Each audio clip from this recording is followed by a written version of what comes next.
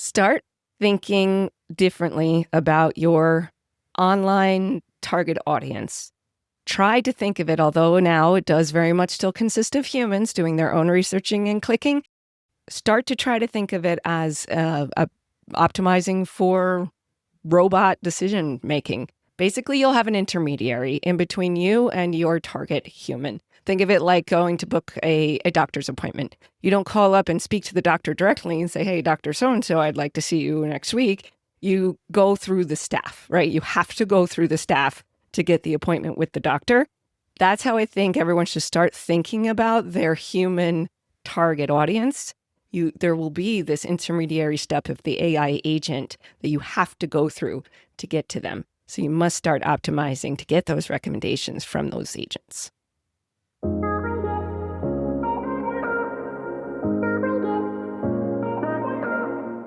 Hi, I'm Pam Aungst Cronin, and this is SEO in 2026.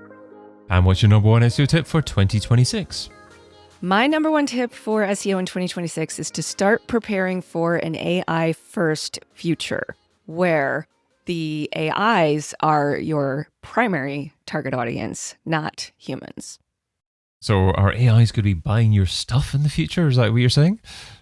Absolutely, I do. I think so. It's obviously we're a bit out from that, but I do think that things are heading in a direction where humans are going to rely on AI agents to do a lot of things for them, especially when it comes to searching for information, digesting, distilling down information, and turning that information into a recommendation for them. I think we're already seeing it going in that direction because if you think about how much click-through rates have just sunk in the past, not even year, like the past 6 months or so. I think that shows people are really starting to rely on the recommendations that the AI overviews at the top of search give them and are not doing as much of the research themselves anymore. So are we talking about AI consuming Google search, or are we talking about AI having their own list of websites, search engines, and making a decision based on that? Yeah, it's a great question. I think right now, actually, I think we know right now that it's just really AI chatbots using traditional search engines. Those two things have been merging, right? So traditional search engines are adding the AI chat feature at the top. The AI chatbots like ChatGPT are adding kind of a traditional web search feature. But as it stands right now, as we head into 2026, it's definitely still just at a point where the AI chatbots are doing the searching on a traditional search engine for you. For example, Microsoft Copilot will use Bing, or ChatGPT will use Bing to search. Obviously, Gemini uses Google. Perplexity uses a mix. And Claude, they just launched their web search recently, and they use the Brave search engine. So it's at this moment still in this place where it's just the AI chatbot using the traditional search engine kind of on behalf of the human, right? But I do think that's going to change as we go into the future. I can even imagine way into the future, or maybe not so far into the future, at some point, there not being websites, at least not in the form that we know them now, right? Like everything will have to be optimized for machine readability as opposed to the humans. We focus so much on the design now and the prettiness and the polished look and feel. I don't think that will hardly matter, if at all matter, in the future. I envision websites in the future kind of being more like an XML sitemap, where it's just totally machine optimized. But right now we're kind of like one foot in each world, right? So that's why my tip is to start preparing now for an AI first future where we have kind of like one foot in each world right now. And there's definitely some things that everyone should start doing now, and then some things to look ahead to as well. Lovely. Okay, so shall we zero in on the things that we should start doing now? Because I was initially thinking that when you were talking about the fact that AI is essentially using conventional search to discover things, that we don't have to do anything differently at all because we're just optimizing for conventional search. But are you saying that we have to optimize for some slightly different, skewed version of the way that AI browses and consumes the web compared with humans now, or are we optimizing for what's coming in the near future? Yeah, that's a great point. Just because the AI chatbots are still relying on the traditional search engine databases and indexes right now doesn't mean that we shouldn't change our approach at least slightly, if not more than slightly, as far as the way we put the content out there. So there are certain things that makes content a lot more easily digestible and understood by AI chatbots. So if you have kind of old school content on your website, which might be, pretty in-depth, long paragraphs, basically the way we were taught to write in school, paragraphs should have like 5 full sentences, and that each subheading may have several paragraphs in it. A human has no problem digesting that, but AI chatbots or LLMs, large language models, the way that they digest information is in chunks, very small chunks. If you think about it, every time you ask an AI chatbot for something, you get like bulleted bits of information in the answer. And that's because the way that LLMs digest information and store information is in tiny little chunks. So when they learn about a thing, they take the different tidbits and break it up into chunks. So a 5-sentence paragraph might be stored as 5 different tidbits in 5 different places in AIs use a vector database. But think of it like a huge Excel spreadsheet. And so you would think like as it's crawling a website, and they are doing their own crawling. So as it stands right now, they're relying a lot on the traditional search engines and their indexes, but they're absolutely doing their own crawling and building their own indexes as well. And as they do that, they are not storing a web page as a thing the way that traditional search engines do now. A web page is not a thing to an LLM. A web page is filled with tons of tiny tidbits of information, and they're all stored separately. So if you think about an Excel spreadsheet, it's like all different columns and cells, like the information just gets split up all over the place, and then it kind of reassembles it as it starts to understand things. So the point is that what we can do with our content right now to make it much more easily understood and indexed by LLM chatbots is to break things down into chunks. Like gone are the days of writing 5 full sentences in a paragraph and 3 paragraphs under a subheading. We want to get super, super granular, like 1 to 3, maybe at the most, sentences in a paragraph, and many, many, many subheadings, more than you would ever feel is natural to use. Obviously, we still want our content to look natural to humans, but way more chunked up. I've been calling it chunk SEO. Way more chunked up than ever before. So drilling down, to think of it almost like you're writing in bullets, even if you're not using bullets, and being so succinct in each section, just get right to the point. We tell our clients it's like putting your conclusion sentence first. Typically in a paragraph, the conclusion is like the 5th of 5 sentences, but you want to actually open with that like answer and then give a bit more information. And that's absolutely something that everyone should do now. So are we saying that long form articles are a thing of the past? Like a 2,000 word blog article is not as effective as it used to be? Not necessarily. I think that the beefiness of the content still very much matters and should still be there. It's really just the chunking it up.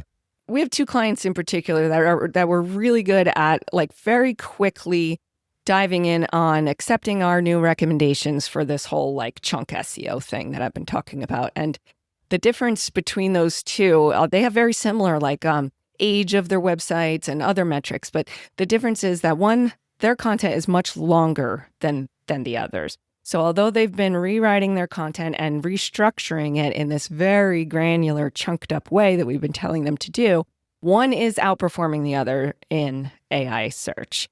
And I mean, they're both doing well. They're both doing better in AI search than other websites that are not quite embracing that yet, for sure. But the length we are still seeing in our experience matter a lot. How do we know that our chunking is as optimized as possible? Is there some software tool that we can use to actually review our content to actually give us better chunky ideas?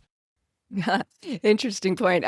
So the way we're doing it right now is we're kind of reverse engineering the LLM's answer. So by that, I mean, Google is still the primary market share holder of search. So we focus the most on Gemini. So we go to gemini.google.com.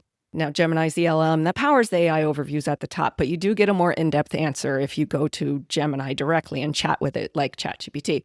So we'll go and we'll ask Gemini something about, the topic of what we want to write about. And at the bottom, there's a button that says double check this response. So Gemini will give you an answer, and then it will go out to the web and search for citations, search for websites that state facts that back up what it already said. And that's actually the way that AI-powered search works. It's a little bit reverse of what we're used to thinking. Like, we think that it goes and it finds the answer and it gives us what it found. It actually answers first from its general knowledge that it's been trained on, which is pretty much the entirety of the internet.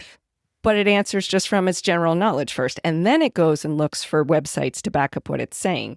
And so what we do is we look for the chunks, the tidbits of information that's in the answer that when you click double check response, it can't find a website to back up that particular point. And that's what we'll go and make sure we include and, really drill in on in our piece of content that we're developing. So hard to know other than like your overall presence in AI overviews and your overall traffic that you're getting from AI-powered search engines. Hard to know if you're doing the chunking quite right, but you definitely can and should reverse engineer the already chunked answers that you get from an LLM before you even work on your content, if that makes sense.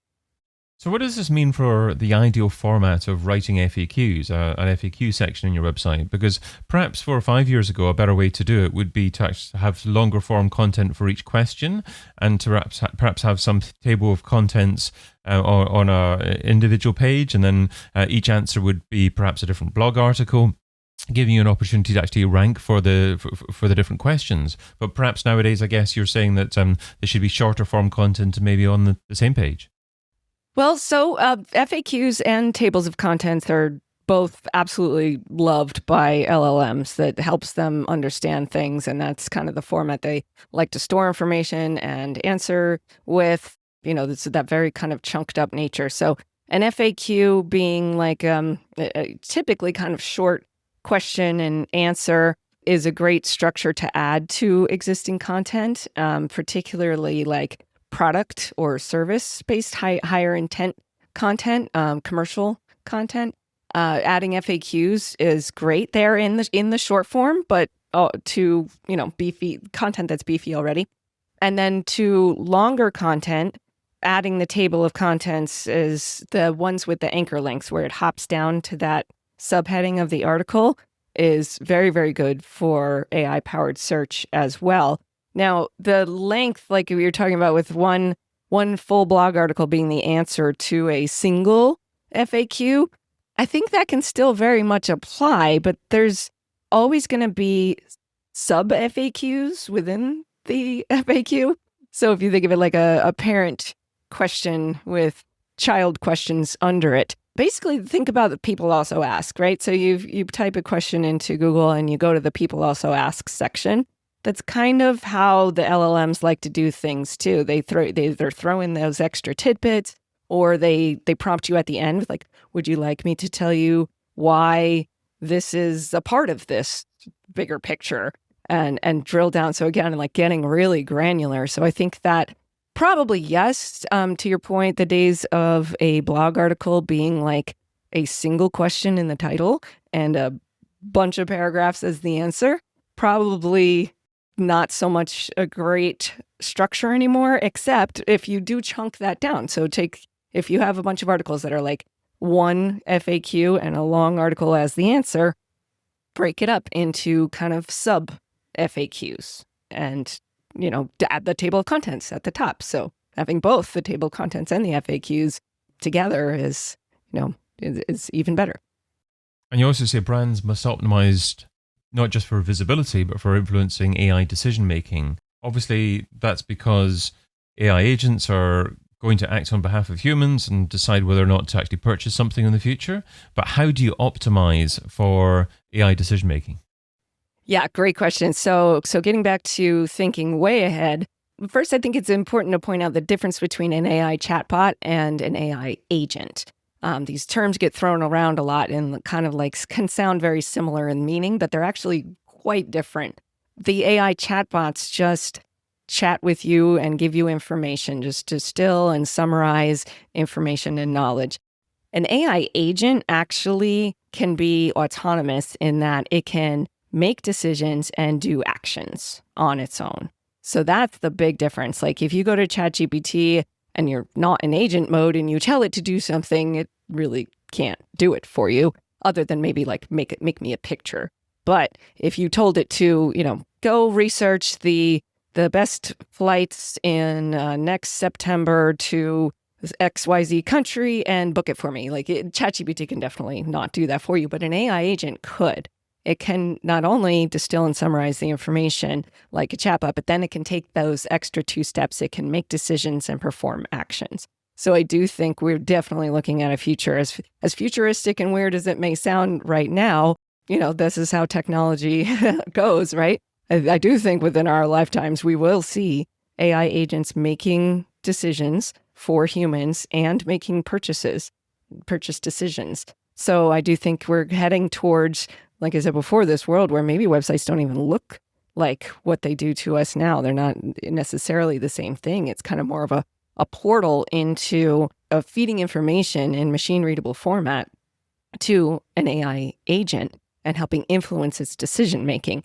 Now, that includes all the stuff we talked about before with making content more machine-readable, but not just that. I do think that the big difference in the future for influencing an AI agent's decision-making is going to be more of the off-page factors, which are very important now, inbound links being the main one. But I think more of kind of like the softer side of that, the signals like that, the little recommendations, reviews, PR coverage, getting mentioned in news articles, getting your brand recommended and people just talking to each other online on social. All those kind of brand equity building little things are going to be seen by the agents and taken into account just the way we do now with our brains. Is just our brains right now. It's going to be the agent's brain in the future. And what's the key takeaway from the tip you shared today? Start thinking differently about your online target audience. Try to think of it, although now it does very much still consist of humans doing their own researching and clicking. Start to try to think of it as optimizing for robot decision making. Basically, you'll have an intermediary in between you and your target human. Think of it like going to book a doctor's appointment. You don't call up and speak to the doctor directly and say, hey, Dr. So-and-so, I'd like to see you next week. You go through the staff, right? You have to go through the staff to get the appointment with the doctor. That's how I think everyone should start thinking about their human target audience. There will be this intermediary step of the AI agent that you have to go through to get to them. So you must start optimizing to get those recommendations from those agents. Pam Aungst Cronin is president and founder at Pam Marketing and Stealth Search and Analytics. Find out more over at pamandmarketing.com. Pam, thanks so much for being part of SEO in 2026. Thanks so much for having me. I've been your host, David Bain. Get your copy of SEO in 2026, the book, over at SEOin2026.com.